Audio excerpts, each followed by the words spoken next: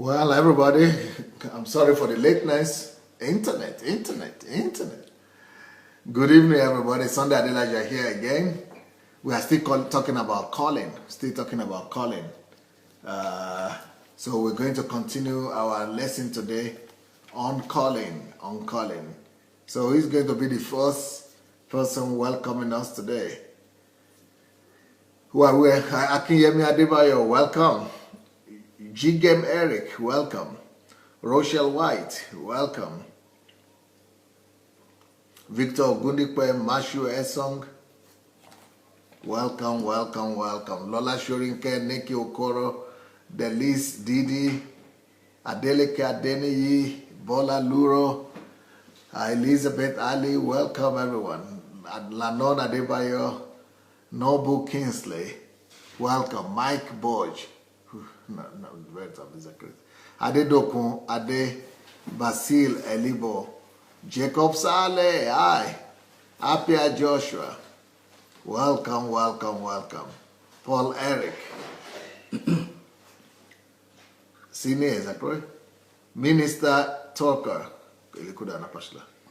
Lilia Basic, Uche Anishe, Opute Ben, Maraizu Ikeshuku, Esther Kuganja, Oluwatoyi, Adedoko, Sine, where is that cross? Sine, Chic,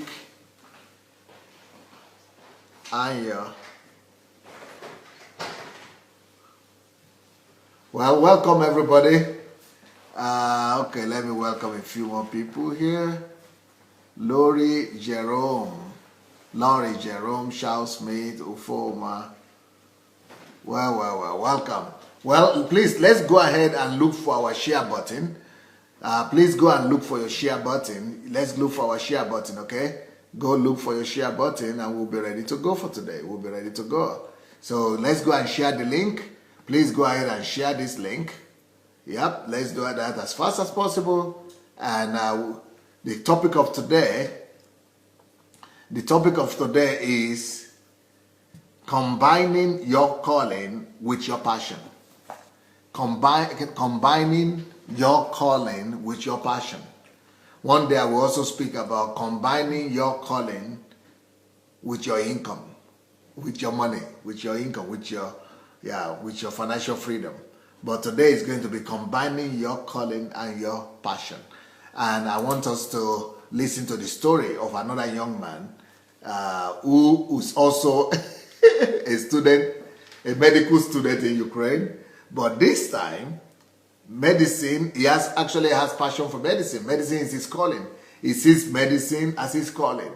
But apart from medicine, he has other passions. So what do you do when you know you have passion for something, but apart from that main passion, you still have other passions as well? So what do you do in that kind of situation? That's what we want to deal with today. So how do you combine your calling, which is your fundamental passion, your primary passion, with other passion that you may have? Let me introduce to you the young man that is here with me today. Okay, Samuel, will you introduce yourself, sir? Hello everyone. Good evening. My name is Sam OWOWEYE, and I'm from Nigeria. I'm a medical student. I'm almost done with my medical school. I will be going to 6th course. I'm studying in Ukraine. Thank you.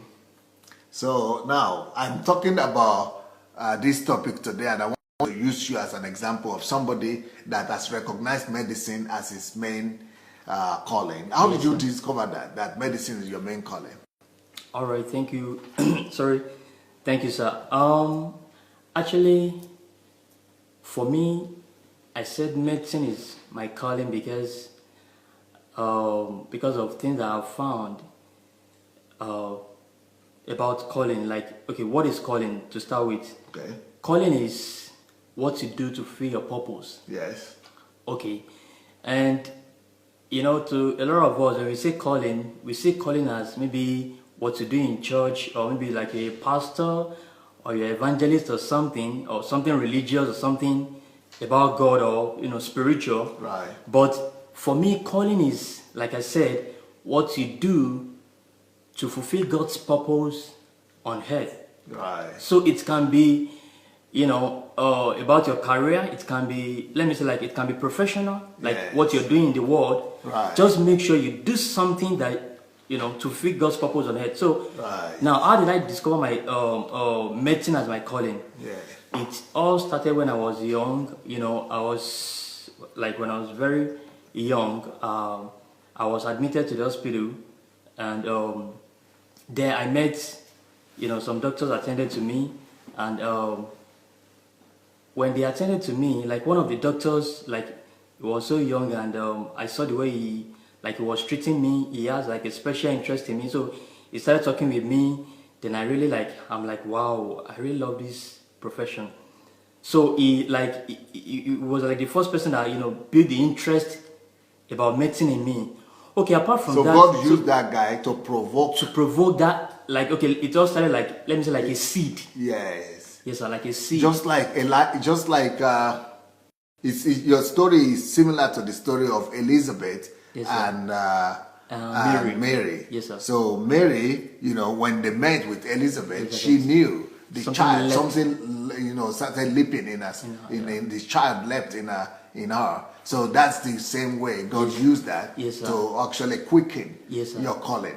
God could use people and circumstances to quicken the calling that He has already built in us. Yes, and that's what has happened in your own case. Okay, you wanted to continue explaining. Yes, sir. So, like, I really saw the way, his courage, the way he was talking with me, I found like something different about him.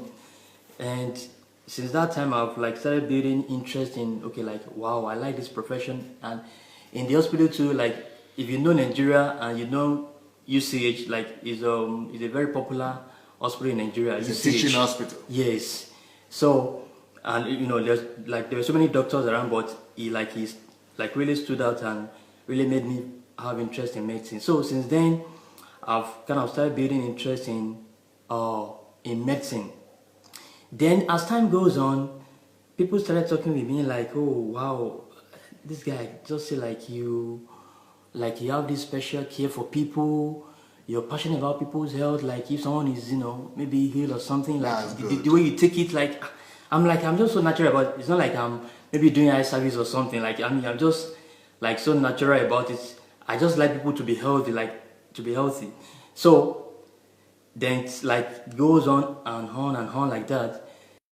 Later people started talking, like Pastor was saying, the other time he was talking about calling, that he said, what have you found that people really compliment about you? Yes. Like when people see something and they say like, wow, like they give those compliments. So people started giving compliments about me, like you're kind of a neat person, like you're too meticulous, you're too organized, like you care about people's health. You're not, that's maybe selfish or something. Like I'm like, then I began to take note of those things. So that was like when I was like my primary school days to like secondary school days. So when I was finishing my secondary school, so I had the passion all through. Like I had, the seed was growing in me all through. So when I finished my my secondary school, I was like, okay, supposed to like write, let me say, like admission exam to go to university. So while I was trying to do that, I had some challenges like jump. Yeah, with jump, in Nigeria. So I was okay, how am I going to do this? Yeah, so like I couldn't meet up with the cutoff. Then aside from that, I had some other surrounding challenges. Like there was something that happened that really made me, like that passion. Like at a point, I couldn't have the zeal anymore for medicine because you couldn't get the admission. I couldn't get the admission because of the university. Into the university, right? Like it wasn't because of maybe my performance or something, but like there were some surrounding factors there. Maybe like because of the condition of the country. Okay. Maybe something that I was hearing. Yeah, I was hearing about. So that kind of for that time made me lost passion for medicine. And I said, okay, let me just opt in for maybe microbiology. Okay, before you go ahead. Yes, sir. Before you go ahead, I want to talk to. Somebody is asking me here, Okonko Shukwudi Obiajulu is asking me to use Periscope, and he had suggested that the last time, and he's not the only one. Other people have suggested that I use Periscope. Thank you so very much, Okonko, for the suggestion and the idea. You know, I actually started this my thing that I'm doing. I started doing it on Periscope. I started out on Periscope, but I had to stop the Periscope use for some reasons, and let me explain to you the reason. The last time, either you or somebody else says that Periscope has 1 million people or a few millions of people that are there worldwide, but I don't have 1 million people in Periscope, because Periscope works by the same principle that Facebook works. And maybe you need to enlighten me more about this, but if you don't have a lot of followership on Periscope, then you cannot have a lot of people watching you as well. So each time I go on Periscope, first of all, because I was new there, I tried it for 1 month. I only was able to gather less than 100 people, and so that is too small. But on Facebook, I have a large followership. So you know, I have each program minimum we have 1,000 people watching. Sometimes 2,000, 3,000, 5,000, 10,000. So you know, that's why I prefer Facebook to Periscope. That's number one.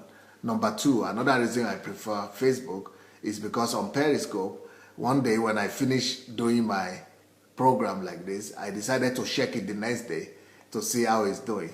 And then I discovered that the next day or 2 days or 3 days later, it was no more there. So I was wondering, what's happening? What happened to this Periscope recording? I discovered that on Periscope, you don't get to keep your recordings. They only stay there for 24 hours. After 24 hours, the whole thing disappears. It's like working for emptiness. I don't like that kind of work. I like to build momentum. So on Facebook, I prefer it because it stays forever. So anything that is recorded here on Facebook it's forever here, and then I transfer it from here to my blog. I transfer it to my YouTube. So that's why another reason why I prefer to use Facebook than Periscope. Then the third reason is because right now, as we are talking with you right now, as I'm talking to you, I have the reach of today, this whole week. Today is just Monday. This week already, I'm already having 30. Let me see. Let me just tell you. Let me show you. Just so that you don't just believe me. I have over 30 million already this week on my platform that I'm reaching. You see, this is I don't know if you can see the figure. Can it be seen? No, it cannot be seen, right? I don't know how to show it. Can you zoom it out? Huh? Can we zoom it out? Yeah, that's it. I think it can. 34 million. Can you see? That is 34 million reach. 34 million. 34 million. That's the reach I have right now on Facebook. 34 million 200 and something. So 34 million already potentially already on my Facebook is reaching already this week, and each one of these my program reaches at least 100,000, sometimes 500,000, sometimes 1 million, sometimes 200,000. So I have a big reach on Facebook, but I don't think. I mean, can you imagine 34 million? Even the whole of Periscope in the whole world doesn't reach 34 million, and 34 million is just my own reach alone. So that's why I'm arguing out with Facebook. So I don't know if you have stronger arguments, Okonko, I'll be open to that. So maybe you need to write, not just here, but you could write me on my email. My email is pastor@godembassy.org. pastor@godembassy.org. pastor@godembassy.org. So for all the people who are calling me to go on Periscope. So you understand the reason why I stick with Facebook, and that's my argument. If you have stronger arguments and you could help me to reach more people on Periscope or any other means, let's do it. I'm ready. I'm open for it. But right now, you could see it. I just showed you. This week alone, I've already reached 34 million people just on my Facebook. Okay, let's go. Oh, thank you, sir. So So like I was saying, so when I was about to gain admission to university, like the passion Wow, was sorry. towards, Terry Quinn. Hi, Terry Quinn. Welcome. Terry Quinn is telling me that he has got some amazing technology and he will be able to show me when he visits me. He wants to visit me in Ukraine. When he visits me, he's going to show me some technology of how I could reach even more people. That is beautiful. That will be beautiful. Well, you know, I can't wait to have you, Terry. I can't wait to have you. Blessings. Sorry, Sam. oh, alright, sir. So during my admission process, I lost, let me say, like partially the passion for medicine. Yeah, because of the frustration around me that time. So when I was doing my admission, like when I'd already gained admission to university for another course.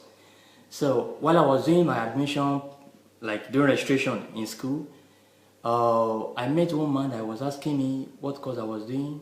I said microbiology. So he said, why can't you do medicine? I'm like, yo, I don't like medicine. Like, okay, not like I don't like medicine, but like I love passion for medicine. So I said, like I'm not just interested again. I said initially I had passion for medicine, but I don't like medicine again. He said, why can't you reconsider it again and then like try your luck if maybe you can still do medicine. So that same day, another person met me and then was asking me the same question. So to cut a long story short, yes.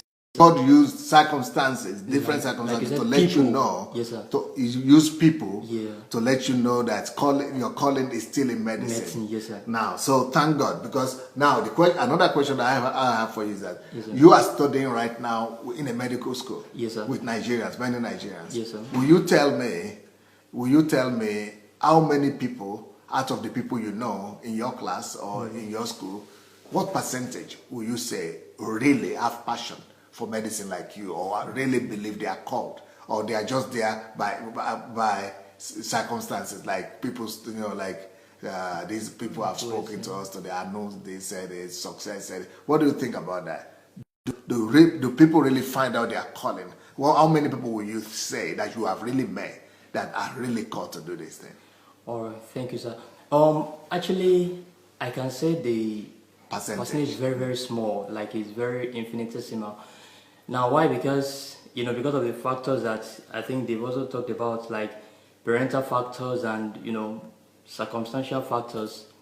Now, for people that have really made that had passion for medicine, like really had passion, and I know it's like their calling, and like doing medicine for them is like something so easy. Like like they could tell you and convince you, not like they enter medicine for maybe like for pecuniary gain or something, but like they can tell you convincingly like the reason why they are doing medicine. What would the percentage be? Let's say like out of 100, maybe like let's say like 5%. Only 5%. Only So 5%. 95% they don't. Yes. Okay. Yes. Now, the next question I will have for you. So thank God we have one of those 5%. You. Yes, because we had 3 people here this weekend, 3 of you here now, yes, and out of that 3, only you is actually called to do medicine. Yes. Other people are not convinced they are supposed to read medicine, but they are reading medicine. Yes, sir. And one of them is supposed to be a thinker and an inventor Yes, and a leadership person. Yes, sir. And the other one is supposed to be an illuminator and a speaker. Yes, and he's doing medicine. So, but because that is what they were, that's what their parents. So, this week we are talking about calling. Yes, that people could influence us in the wrong direction, even our parents or our environment or circumstances. Yes, but the good thing is that we have to endeavor to find out, like you found out. Yes, God used circumstances, He used people to help you find out what your calling is. Yes, and you discover what your calling is. So that is wonderful. Now, the question that I will have, the next question I will have for you is that, apart from medicine, yes, you have other callings. Will you tell us about the other callings? I mean, the other passions. Sorry. Yes, your main calling is medicine. I want people to know that apart from their main calling, which could be anything, that they know God called them to do, that they might still have other passion. Some people say, what do we do? What do I do if I have other passion apart from my main calling? So which one do I pursue, or how do I combine the two? So I know that you, apart from medicine, you have other gifts and passion. So what could you tell us about this? Thank you, sir. Yeah, my other passion, or let me say, other things that I'm also passionate about is yeah, teaching. Like I'm passionate about, when I know something, I like to teach people. I like to pass, the same knowledge to other people. Like let them understand what I understood. Yeah, I also had that experience. Like Pastor was saying that okay, maybe how will you know like your passion or things? Let me say like your gift, what God. Your calling and your yeah. how will you separate? Passion. Yeah, how will you separate between your calling and your passion? Yeah. Okay. So in medical school now, when I eventually like transferred to medicine, yeah, I eventually transferred to medicine, and then now I'm doing medicine. So while I was in school, so we used to like have tutorials with our colleagues. So most times when I teach, people be like, "Wow, I like the way you teach this thing." Like even our teacher, our lecturers don't teach that way. So like, how do you understand these things? How do you? So I found out that like people really like they really like the way I teach, and then they want me to like build myself up and then develop the skills of teaching people. Like maybe I could maybe eventually end up being a teacher or something. I said no, you guys should not go there. Like I just like to be a doctor, like a medical doctor. So teaching is not your calling. It's not my calling. But so you not like to become a teacher professionally, even though you, as a passion, you like to still realize yourself in that direction. Yes, sir. Okay. So there's a way I've kind of tried to merge, or let me say like align everything together, like to make it like whole. Now what I want to do is that really decided the area I want to specialize in medicine. Okay. And that is that aspect of preventive medicine. Preventive medicine, yeah. Okay. Like preventive medicine is like an aspect of public health where you orientate people about their health, about their health promotion, health maintenance, and disease prevention. So I'm going to like go on a crusade of orientating people about their health, about how to maintain their health, and how to prevent disease. Educate people. Yeah. Okay. So through that teaching skills, like okay, teaching people, I'm gonna still deliver my, let me say like my medical calling. Okay. I don't know if you get. And also fulfill your passion. Fulfill my passion. Yeah. So that's the way I wanna do it. Because this thing we are talking about is very important, because your calling is your primary mandate on earth. Yes, sir. It's your primary purpose for which God created you. Every one of us has got that primary purpose and calling on earth. So you need to look inside. I've given out a lot of principles by which or through which you could know what's your primary purpose and calling on earth. And some of those you could, if you missed out on these teachings, you could go back from Wednesday. We started last Wednesday. And, from Wednesday till now, every day, you could go to AdelajaBlog.com and, and get and listen to some of those teachings that will tell you how to discover your calling. And you could go to Facebook, YouTube as well, Sunday Adelaja Official. There are keys that have been given already how to discover your calling. And by the grace of God, I will continue tomorrow as well to keep on teaching us how to discover who you are, how to discover your calling. Then after we finish teaching on how to discover who you are, your calling, we're going to be talking about how to develop it and how to maximize it and how to turn your passion and your calling into money, how to sustain yourself financially through your calling. Because a lot of people know that they are called to do something, but they are not sure it could sustain them financially. And because they don't have the means to sustain themselves financially, they just go to work. They just go to get a job. And they are not pursuing their calling and their passion. So I have somebody here today that has his calling is medicine. He knows his medicine, that he knows that medicine is his calling. But also, he knows that he has other passion. So what do you want to tell us more about? Yes. Oh, thank you, sir. Yeah. My other passion is also about leadership. Like I'm so passionate about leadership. Yeah. Let me say like in every sector. Now, especially in medical world and political world. Like the way I understand leadership is your ability to influence people with what you have, with what you know. So Yeah, and I've been kind of like building myself, like let me say, like acquire some skills to implement that. Yeah. Then another thing is, I also have this So the gift. fact that, which is very good point, Yes, sir.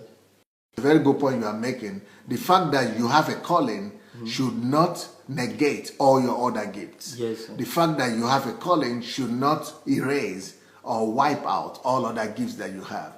You have a calling, yes, pursue your calling, but your other gifts are there and placed there by God to supplement the primary calling, the primary purpose that you are supposed to fulfill on earth.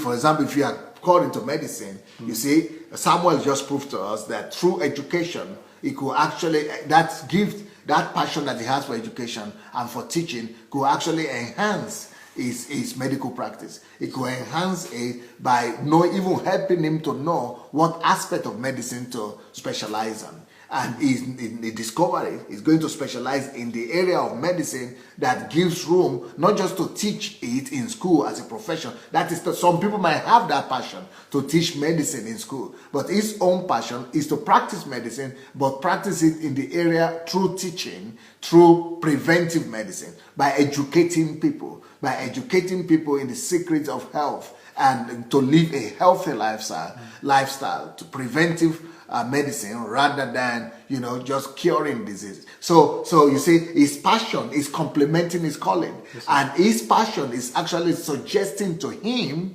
the particular aspect of the calling that he has. So your other complementary passions might be necessary for you to be able to pinpoint. Because if you talk about engineering, for example, you might have all different kinds of engineering, mechanical engineering, chemical engineering, all kind of engineering. But there are some other things that you have in you. There are some other passion that you have that will be able to direct you and guide you, like to be able to pinpoint to you what particular aspect of engineering that you have. Consult yourself, consult your passions, consult your other passion. And so that's what we're learning from Samuel's testimony today. That apart from knowing through his passion to teach, apart from him knowing that he's supposed to do preventive medicine, we also know that he has another passion as well, which is leadership. And leadership is so key for him to be able to take initiative and for him to be able to know, is he going to just be on the field practicing medicine, or is going to build structures, is going to build systems that will be able to make him to be able to deliver this preventive medicine to the world. And it is leadership that makes you to be in the front, to build a system, a structure, that to lead, to build infrastructure, that to be able to carry out your mission and calling. I hope I'm getting. In fact, I just love the way you are saying, because you're just saying my mind. So perfect. I like the way you. I'm a preacher. Yeah, thank you so much, sir. Yeah. Let me really tell you the way I wanna. I found out that God has really put that burden on my heart to go on this crusade. To turn medical world around, to turn it upside down. I'm going to go to Nigeria and change the health system altogether. Now, how do I intend to do that? Now, people have seen medicine over the years as, for treatment. You come to doctor for treatment, you come to doctors for maybe, you're healed and then they prescribe drugs for you, and then you go back home and then you're okay, and maybe next time you're sick, you just go to the counter and get your own drugs, But I want to bring a new mentality, I want to bring in a new system, you can maintain your health, you can prevent disease. So if everybody has this preventive mentality, if you understand that you can remain healthy without you necessarily getting sick, because I even see a lot of problems with people getting sick when they can prevent the sickness, when they can prevent the disease. For instance, I learned that, do you know that the cost of prevention is half the cost of treatment? For you to treat a disease or illness is times 2 the cost of prevention.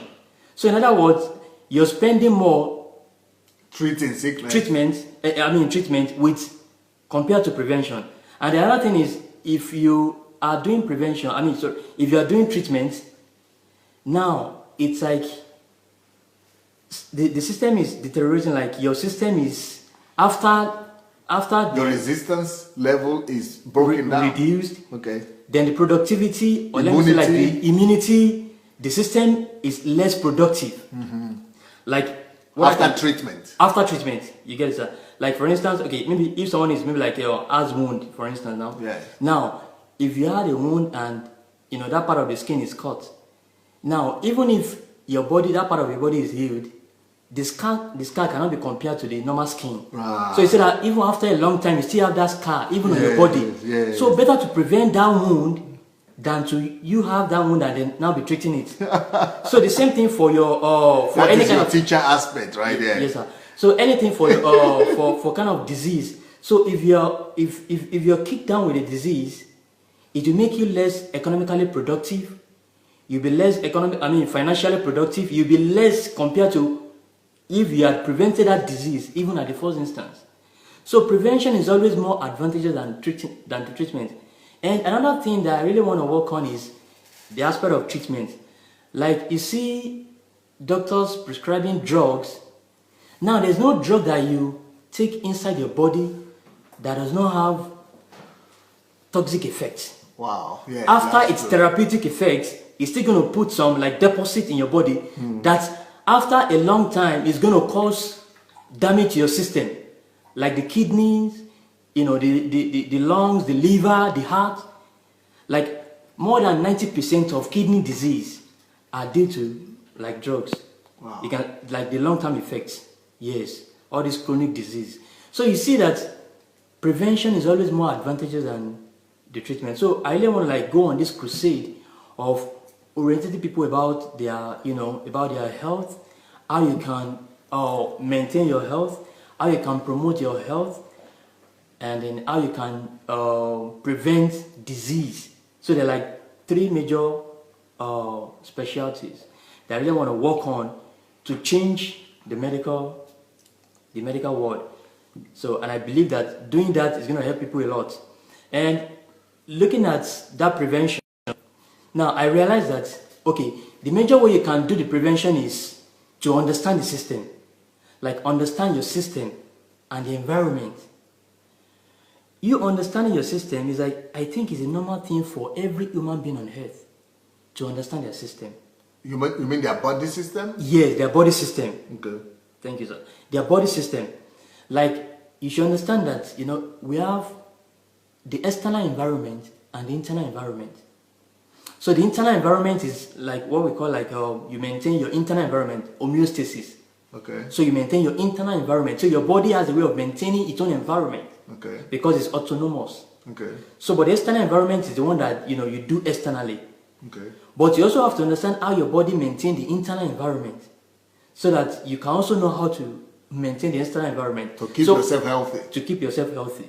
So if something goes wrong with the internal environment, that's when maybe like you come down with disease or external environment. So it's always problem with the environment, whether internal or external, that causes disease. So now understanding that environment is going to help us to know how to prevent disease.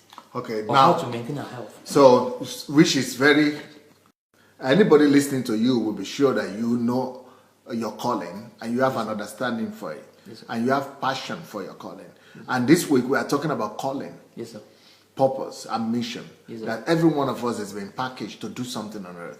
We have been sent here. Nobody is an accident. Every one of us was packaged from heaven to resolve a particular situation or a particular problem on earth. There is nobody that was sent here just that God will say, okay, you get there, then we'll later find out what you'll become. No, it doesn't happen. Yes, God, first of all, gets the problem, identifies a problem on the earth, then it creates you as a response to a problem. Yes, so we are all created as a response to a certain problem. Yes, the thing that you are describing right now, yes, you were packaged from heaven to provide that answer. Because God knew that it was not there and it is not going to be there before you come. And God gave you those potentials, the leadership, to be able to take the initiative and be the one to pioneer it. That's why the leadership supplementary gift is needed. And then the teaching supplementary gift that you have also was given because you needed to communicate this. And God knew that prevention is better than cure.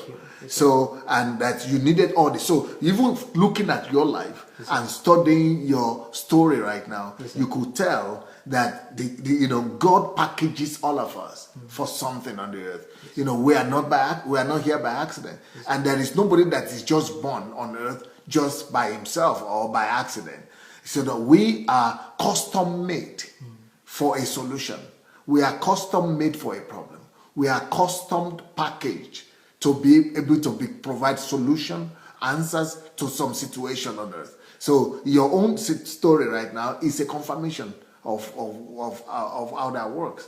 And before we go back to your story and to medicine and your calling and everything like that, I want us to now relate it back to how was all this enhanced, or how was your gift, or what did meeting Pastor Sunday or Pastor Sunday's teaching, what did it contribute to your calling, to your gift, to you as a person right now? All right, thank you for that question. Okay, when I met Pastor, let me say like the first... You first heard somewhere, or you first... How did you first meet me before you started listening, or is the opposite? Okay. Okay, yeah, I've heard about you, and I've maybe read your book sometimes, then maybe watch you on YouTube or video. Yeah. But when I met you one-on-one, when I met Pastor one-on-one, like I had an encounter. And the encounter was like he spoke about how God doesn't, like, let me say, like, God is not like a determinant of your success in life. If I can use that word, like if you can put it that way. Like God has put everything you need for your success in you. Okay, and he used the approach of, like, I think he quoted the scripture, say, God has made you the head. No, you never be the head and not the tail. Did you say you had me say something when you met me the first time, or what? Because you said you had an encounter. Yeah, with you. Okay. Yes, I said I had an encounter with you. Is it physically? Or yeah, physically. What happened? Yeah, that's what I'm trying to describe now. Like the way you brought the message to me, like, we talk about this destiny thing, and people think maybe like... So we were discussing, or were you listening in the hall? Was it a teaching? What's it? No, like you are talking. You are not talking to me. You are talking to them. Yeah. So like it was like a meeting with pastor. Okay, yeah, not like a one-on-one church meeting or church meeting. You have to describe that. Okay, one-on-one meeting. Okay. With him, yeah. So then he was talking about his experience. Like I was asking him. So he was talking about his experience. Then he now mentioned, so I asked about his success, like what is the secret behind his success in life? Like I've heard about it and now I'm seeing the results. So I wanted to know what was the secret behind his success. So then he was talking about like success in life is not by being lucky or being fortunate, or maybe you are lucky or you are, by fate or something. It's not by accident. By accident, He said it's through hard work. Like God has put everything you need to succeed in you, and then it's now left for you to harness everything He has put in you. To bring it to, for manifestation, like to bring it to reality. Through hard work. Through hard work, yeah. He really emphasized on that word, hard work. Like, we think, if God has maybe given you power to, stumble over serpent and this thing, and maybe you could just go and sleep or something. But he really emphasized on the power that God has put in us to put to work. So then I found out, one major key I found out, from his, story that he shared with me was like, he really harnessed that thing that God has put in him, that, that power, that ability, everything God has put in him, he put them to work. How? Through hard work. Hard work, yeah. Okay. Through hard work. So then subsequently, so I really got so challenged, by that. I'm like, wow. So like, you mean God has given us all this thing, and then just for us to believe it and then start working on it. So then I started, like my life took a turnaround from that time. Then I started listening to, more of his messages. Then till we now got to this aspect of the calling, where we were talking about how you can really discover, your calling, your passion, and, other gifts God has put in you. So, and for me, really, it was like a big encounter. So, and a big confirmation. Confirmation, yes, yes, sir. Of your calling. Of my calling. Listening to these teachings, yes, sir. While did they affirm what you already knew, that yes, medicine is really my calling, and Oh, definitely, yes, sir. Like this aspect of calling, for me, really, like gave me more revelation about. I'm like, wow. It was when we were teaching that I now like had like a throwback. I mean, like reminiscence on things that have happened in the past. My childhood. Like I never talked about this in my life, like to people, So, but when you talked about it, then I now sat down, looked at things that happened to me. What people, like analysis, You are doing analysis of what happened to me in the past, how people, what people, told me that time, So then I got it clearer, I'm more ascertain that, okay, wow, this is really my calling. So I really thank you so much, sir, for that, that revelation. Like it's really like took me a step higher and more, like more convinced in my spirit. So now I can tell people convincingly that no, I'm just so sure that medicine is my calling, with all the experience I've had in the past and with people. What will you tell people? Do you think maybe you should help or share your story with people? You said 95% of people in your medical school, they are not even called to do medicine. Yes, sir. Don't you feel after listening to me how to discover yourself, and after coming here and discovering yourself and getting affirmation about your calling? Yes, sir. Don't you feel challenged that maybe you should also help other people in them, especially those people who are in medical school here that are here just because their parents or other reasons why they are in medical school? Do you feel any kind of challenge or any, provoked maybe to help some people to discover their real self, their real calling? And is there any way you could minister to them? You could tell them, you could exhort them or help them to discover who they are? Very well, sir. Like, okay, I like talking with people, really. That means like one-on-one. And I really realized that, like, okay, that's like people in medical school. Yeah, that was how I could come up with that conclusion. And I realized that a lot of people don't even know the reason why they are doing medicine. Like, they will tell you, okay, maybe they just give you one flimsy excuse or one flimsy reason. Because they want to get a good job. I want to get a good job. I want to get a good pay. I like the course, So I'm like, really? So why are you wasting your time in medical school? So when they tell me other things that they like doing, I'm like, really, medicine is not your calling. So what are you going to do now? Now what I advise is, okay, since you're in medical school and you're almost done, finish what you're doing, at least come out, at least, succeed in what you're doing now. Graduate. Then you can now maybe focus on your own calling. Then when you're talking with your parents or talking with anyone that maybe like your guardian or something, like they also want to see your own conviction, like not just talking like I just think, like they want to see that conviction in you, like now you know what you're doing, you know what you're saying with proofs and reasons, because I also realize that people don't, they don't, when they are talking with their parents, don't even have maybe they are still young, so parents can influence them. They don't have their own position. They don't have their own position, so they can't even present the thing, the point in a kind of, matured way. But after maybe like the medical school, then they can maybe talk to their, maybe the people there, maybe like their superiors, and tell them that, oh, I think I've really found my purpose, or let me say like my calling. I also think that. What about if you have not found it? What will you tell them to be able to find? What did you discover through this teaching about calling yes, that you could share with young people who are your schoolmates, yes, and they are doing the wrong thing? You know that they are doing the wrong thing. Yes, sir. And what are the suggestions you could give to them that will help them to actually find and discover who they are calling? Oh, wow. So I think you've already provided answers to all these, giving answers to all these questions. Yeah. And I think the one that really, let me say, like, struck me most is that one that you talked about, that I'm talking about now, like discovering yourself or discovering your calling through the eyes of people. Through the eyes of other people. Eyes of other people. Now you see, God has placed people around us, not just for, putting sake, but to also be like, to be God's eyes or God's way of talking to us. So Pastor was saying then that you may not even need to like maybe go to God and say, okay, God, what is my calling or something.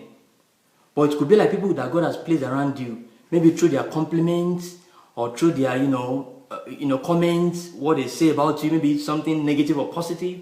Can you just take time to think about it? It could even maybe like your experience, the experience that you had in the past. I was sharing my own of how, I like got confirmation of my calling to be medicine. Even at a point when I lost passion, for it, God still like used, 2 men the same day to tell me that, you can still try medicine again, So people around us could really be, factor, your experience, and your when you take time to meditate to your, let me say like your gift, things that you like doing, without so much stress or struggle, could actually be like a pointer to your calling and passion in your life, So I really do like a practical, not like making it theoretical, but make it so practical. So can you sit down and then maybe take time to meditate, take time to think, like have a moment of reflection on what has happened to you in the past, things that people have spoken to you in the past. Pastor was saying maybe like when you were young, that you don't have like so much influence, that maybe people can talk to you maybe because you are now influential, or because of maybe any gain from you or favor from you. But at that time, like when you were young, people can like talk to you anyhow, just talk their mind out. So that time, like it could be like maybe like a true acid test of who you really are from what people are saying to you, like their comments, their compliments, maybe what they like about you or what they hate about you. I remember those days when people would tell me, you're just so like, why you just so care about people, like the way they talk to me. Even it may be like maybe on negative, you don't just talk, just get so like all these small things, just you get too too concerned about people's health, like you want to know how someone is doing, how someone is feeling, how someone is, why can't you just face your own business? Even I still, so all those things, they're like, oh wow, so you mean I'm really passionate about people's health? You mean I'm really passionate about people's well-being? I'm like, wow. So those are like things that really, And to confirm what you are saying, yes, sir. Because that teaching was done last week, yes, sir. and it is called getting to know your calling through the eyes of other people. Yes, sir. So that's just one of the secrets of yes, discovering who you are, yes, sir. and what your callings are. Yes, sir. And there are some other secrets, that were given. And that the recordings are there. Yes, sir. And SundayAdelajablog.com and YouTube, Sunday Adelaja Official. People could go there and get the callings. Yes, so okay, now still talking about combining your passion. Are there some other things that you are planning? We see your dream, yes, sir. For medicine, and we see for teaching, yes, leadership. Yes, are there some other things that you are already doing or you plan to do concerning bringing your calling to pass? All right. So, yeah, like I have some strategies. Okay, of course, number one, I want to develop myself very well, like really build myself, and let me say like finish my medical school, go for my master's, and then begin to execute my strategy. And one of the ways I want to like implement that is like to first form a team. And Pastor told me with my with my friends, like he gave us strategy on how to form a team and build your team. So like I'm gonna form a team, like maybe like with few people first, then let them understand that preventive concept. I'm gonna take my time, let them understand it very well, like the way it's running in my system. I'm just so passionate about like the way is. I'm just so passionate about it. So I'm going to communicate that to them. Then I'm working on like writing a book on preventive mentality. I want to write a book on preventive mentality. The culture, preventive culture, right? Yeah. Like, you know, how people, it's going to be like they should understanding their system, their body system, the environment I talked about. I'm going to put it like, make it so plain. So an average person that can read that book, we understand their body system. And we know what can affect their health and how they can maintain, how they can promote and prevent disease.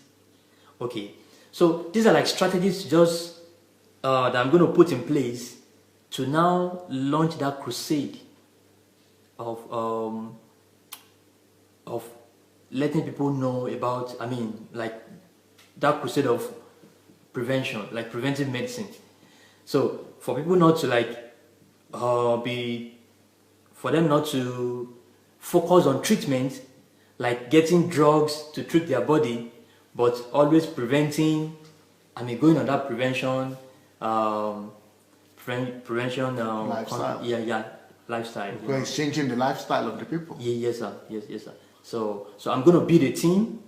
Then I'm gonna write a book, maybe make some publications, maybe make some, let me say, like presentations or something, like to just be like, I mean, to make sure like I reach out to people to like pass across that, you know, that message undiminished, you know, to people. So, excellent. What has this week done for you? You see this, you came since yesterday, 2 days ago? Oh, like 3 days ago. 3 days ago. So yes, what has this week done for you of being here in Pastor Sunday's house? Oh, really? Very, very, my God. Like I was sharing with my friends that like every message I heard from Pastor is always like, it's always eating me, like it's always coming afresh. Even with maybe like maybe a topic that I've maybe heard before or something. But the way he has this special revelation that when he's talking or when he's, you know, teaching, it's just gonna come to you afresh, and it's gonna stir up something in you. Like, I know it's not natural. Maybe probably that may be part of maybe his own gift or calling or something, you know. But I just know that every time he ministers, every time he teaches, there's always, you know, something that is stirred up in me, you know. And I really want to, you know, thank him so much for, because I know it's like, you know, like he used to say, like all these things come from adequate preparation, you know, hard work, you know, like you have to, you know, sit down, you know, get the revelation and then, you know, pass it across well. So I've really like gained a lot, you know, I've gained a lot, you know, talking about people coming to share their, you know, their testimonies, you know, what has happened to them, that one to like what God has used Pastor for. Like there's so many mind-blowing things that, you know, that has happened to me. So I really thank God that I met Pastor and I came here this time to, you know, come and have this time with Pastor. Thank you so much, sir. This is the first time you are staying in my house. It's coming to stay with me, right? Oh, you just came to visit, but not to stay. Before. No, yeah, okay. True. So why yes, did you decide to come to visit me this time? Well. Okay. What motivated you to come and spend some days in my house? Yeah, the previous encounters. I mean, the previous contacts. Yeah, I did. Yeah. Okay, there's this thing I have that, okay, when I see someone great and I see the results, so I'm so passionate about, okay, want to know how did this person get this result. Like I know it's not gonna be like superficial, something like, okay, just meeting you in the public and say, hello pastor, how are you doing? Lay hands on me. Just like, you know, casual contact, but it has to be, you know, deeper, you know, like coming closer, getting to know, to understand the secret, you know, which is not going to be something superficial, something just transient. So I had to like, you know, cover that time to come and, you know, meet with Pastor and really learn a lot of things. But you've been here for how many years? Country. Yes. Okay, I came on transfer from Nigeria. We're studying. How long have you been in Ukraine? Like 3 years ago. 3 years. Yeah. So you've been in Ukraine for 3 years. For over 3 years. Yeah. So why didn't you come to see me before then? Before then? Oh, I was not here 3 years ago. Yeah. So okay, you know, even before we came here, before I came here, you know, I've always heard about Pastor, you know, Pastor Sunday, like that's, you know, a very big man of God. So maybe you didn't believe it was possible or what? Yeah, like, you know, we always had this mentality about, you know, this big man of God, like, he has like the, you know, the biggest church in Eastern Europe or even Europe, and then he has Ukrainians in his church, like everybody. So like I've heard about the exploits, you know, about the results. So I'm like, how can I go and meet this, you know, this man of God and say, okay, I want to see you or something. So I had this mentality, you know, this Nigerian mentality that big men of God are, you know, always difficult to see, and then maybe for you to see them, you have to register, and then maybe maybe it may take maybe like a whole year for you to even see them, you know. So for a while, I just, okay, let me say, maybe I may see you by accident, but I didn't really plan to, like, before I didn't plan to, okay, let me come and see you. I mean, like, for what? You may not even give me the audience, so why wasting my time? So I just, okay, let me just, you know, because of my mentality about, you know, because of what you knew from where you're coming from. Yeah, like big men of God are, you know, always like unaccessible or what? Yeah, maybe. Then the protocols and, you know, like the protocol you have to follow to see them is like a long process. So you thought it's the same thing here? Yeah, yes, very well. Like I thought so. Like very seeing you, well, like what do you mean very well? I mean, like seeing you for me, I don't think it's gonna be that easy. Like it's gonna be like you may not be that kind of person that is accessible. Although I've not met you, but I know. Even the first day we met you, I remember the way you just came out and then you were talking. I'm like, are you serious? This is Pastor? Like I was so surprised. I'm like, no, tell me this is Pastor. You know. So the way you came out, it wasn't like maybe like and maybe two people will come to us and say, "No, Pastor is coming. You push, just keep quiet, okay?" And another person will come, okay, 2 minutes to come. Like, you know, they will be telling you like you have to, you know, the way you came, you know, unaware or noticed. Like I'm like, seriously. So it gave me that kind of, I mean, your liberality, like you're free, so to speak. You're just so free to meet with people, and that kind of, you know, it really got me thinking like, wow. So I could see your humility, you know, your down to earth kind of person. So I'm like, wow, I was so impressed, you know. I was so impressed. So when you were coming, yes, it means you didn't know what to expect. Really, like just like the way I said now, like when you know, when you're meeting with a pastor, you know, like a big man of God, you know, like you will see people will tell you, okay, you people should just sit down, you people should keep quiet, people, you know, like the way they will tell, like you're meeting president. Yeah, in like you're meeting with president or with not even president, like Obama, you know, some very big guy, you know. So it's kind of so the way you came in and you said, you people are welcome, let's come out, you know, let's talk. I'm like, really? You mean this is pastor that, you know, that owns the, like, I was now relating that with your exploits, like things that you've done. I was trying to, you know, do you mean this is pastor or somebody is like his ghost or something? Like I couldn't believe it. Like, I mean, seriously, I'm being frank now. I couldn't believe it because I thought it would be like maybe, you know, some people will have come. They will have come and, you know, like, it's like, before president comes, so some people will have come and then, you know, like put fear in you, like people should just, you know, you should just keep quiet, calm down, behave yourself, you know, don't. Then pastor will now come and say, yes, you know, yeah, come. So but the way you came was like, wow, I really got so impressed. I'm like, wow, this is a man of. But where did you get that kind of concept from? That's the way pastors meet with people.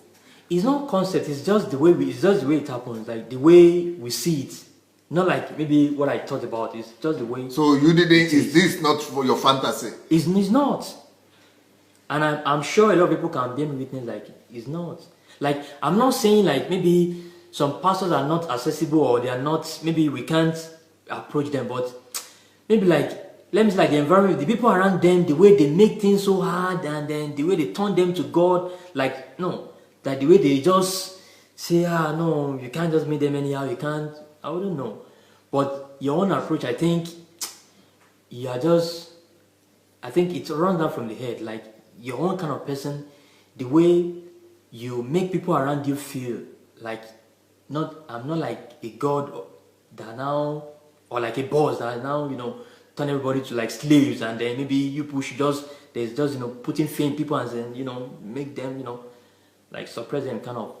So your own approach is not like that. So you're not putting entourage around you, putting protocols, say you have to follow this procedure to meet me or something. It's not like not being organized, but there's a way you do things that you know that at least this person is accessible enough. You can always talk. So you didn't know you could come and stay in my house when you came here 3 years ago? I wouldn't think so. Like, I wouldn't say maybe, or let me say what I can think is maybe like someone will have maybe like got so close to you for maybe like a year or 2 years or 3 years, then you can ask, okay, maybe you can, maybe your pastors or your, these people that are very close to you, but not people like us that, we are just... You're talking about yourself. Myself, no, I wouldn't think so.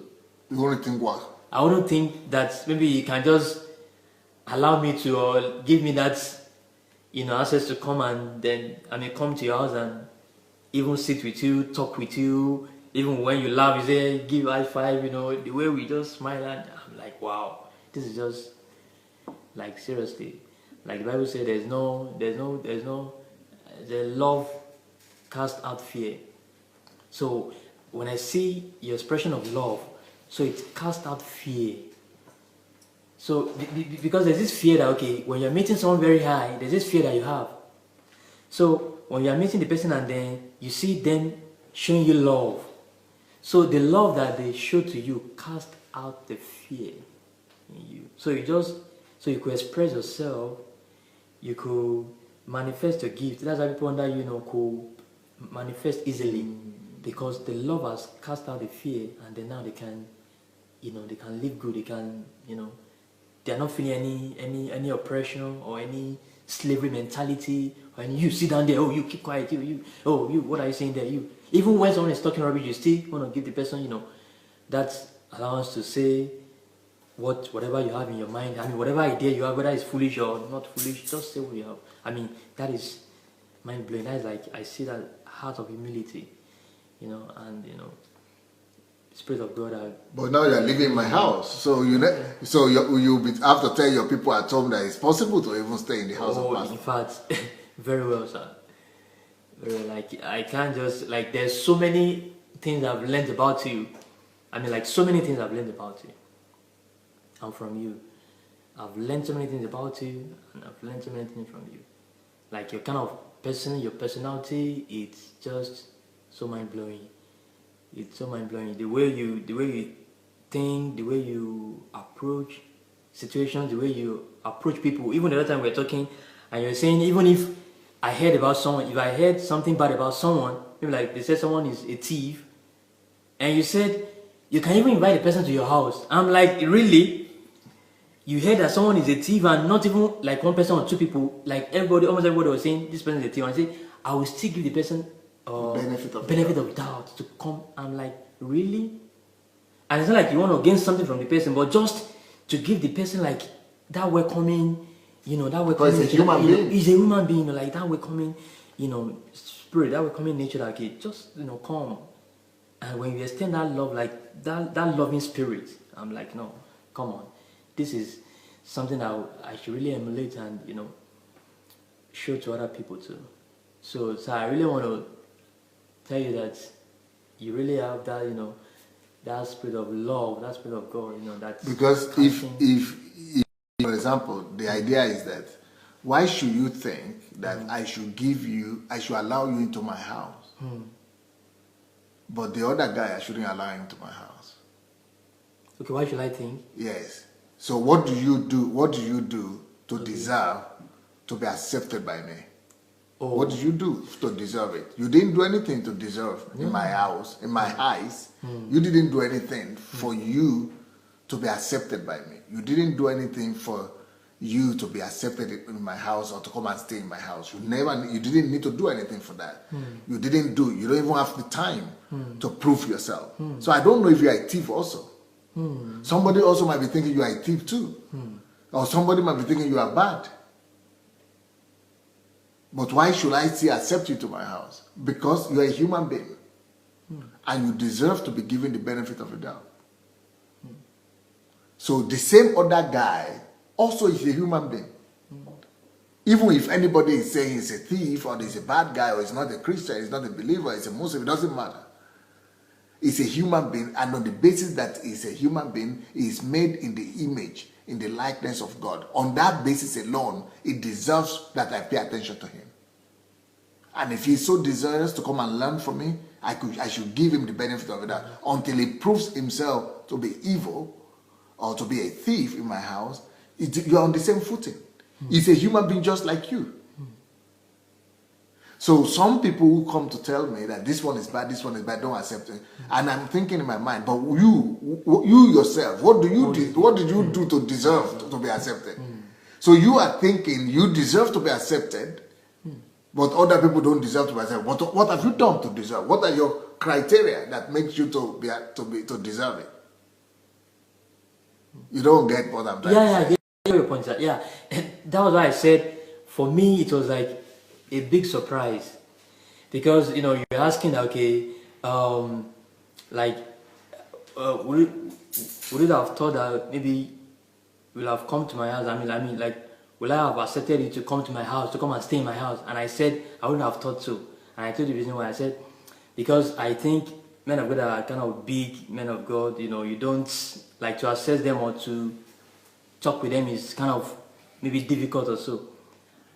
And it's like maybe people that are very close to them, maybe people like maybe they are pastors or people that are, that are maybe like, very close to them. Who like have done something, who deserve it. You get, so that's the kind of people that we can stay with them, but not people that maybe that are still like coming up and then they are not even sure whether they. So even for me too, I was surprised. I mean, like I was really surprised. So, but even when you came, yes, sir. When you came with a team of how many people? With a team, we're 3. You have Christians, you had non-Christians, you have Muslims even. Yes, sir. Or not? Yeah, we had no Muslim. Okay, did I accept all of you the same? You did. Okay, tell us the story that you came. Tell them the story. With the team. Okay, yeah. So my first encounter with Pastor was really actually about our team. That's like the government students from Osun State that we came on scholarship. So we came to visit Pastor and to share some of the things that we had in mind. So you are not my members? We were not. And you are not all Christians? We are not. Some of you are Muslim? One of us was a Muslim. Yeah, was a Muslim. Some of you are not from. None of you is from my state. You don't mean no. Okay, so I never knew any one of you. No. Okay, so okay, I think except success. Okay. Yeah, we came together too. Yeah. So when we came here, then we said, okay, we want to see Pastor, and he said, okay, Pastor is coming. I was okay. So we're waiting. So we were thinking like maybe you're coming in the evening. Like there was a time that you say you're gonna come to meet us, but the moment you got the notice that we are around, so all of a sudden it just came, let me say like from nowhere, and I'm like, wait, so we're just trying to, this is Pastor. I said, yeah, Pastor is around. So the way you came out, I said, okay, let's go out and then let's have a meeting. I'm like, seriously? So I was so surprised because it was like the liberality, like the freedom. The freedom, the way you, the love, the love, like, I'm like, seriously, this is, so that really like shocked me, like, wow. So I didn't expect it, like, I didn't expect it. So that was why I said, like, a kind of person, your personality really for me is, is one of a kind. It's a lesson. It's not the idea is not for you to be one of a kind. The idea is for you to learn to treat people like God will treat people. To accept people like God will accept people. And to make people feel that they are important not because they have done something, or not because they deserve it, not because they have achievements, but because they are human beings. To treat people as if they are God's nature. And they are actually God's nature. That's why Jesus said that any one of you that accepts you, accepts me. Yeah, and Jesus said, I was naked. It was not people who were naked. I was the one who was naked. But people didn't see him. People didn't treat him like him. They treated people like people. But if you treat everybody, you learn to treat everybody as God, as you would treat Jesus, you will never miss it. So the fact that the other guy in your team was a Muslim, that doesn't change anything. It's God's nature as well. If we will become, because that's what love is, and that is what being a Christian is. If we will become real Christians like this, to be treating people as we would treat Jesus, the world will become a better place. Amen. And if you go back to your school and you begin to treat them like this as well, concerning their calling and their destiny, their purpose, you will make so many disciples, you will be shocked. Wow. Well, it was nice being with you. Thank you so much for your time. Thank you so much. And so, anyway, everybody, sorry, our time is overboard. And if you have any comment that you want to make, please go ahead and write your comments today. We had a wonderful talk with Samuel that is combining your calling and your passion. And we've seen the way Samuel is doing it. His calling is medicine, but he has a passion for leadership, for teaching, and we see the way God has helped him to have that in the right perspective. So let us know what your lessons are today, what you have learned, and also go and share the link. Let's go and share this link and let other people also be blessed. Okay.